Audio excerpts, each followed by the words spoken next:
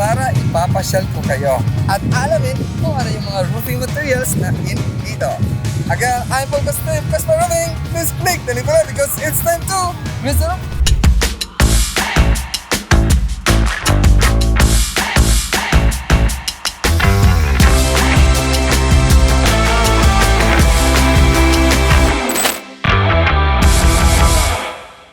So yan, yung Washington Monument na yan ay merong height na 555 feet na merong more than 36,000 blocks including the roofing.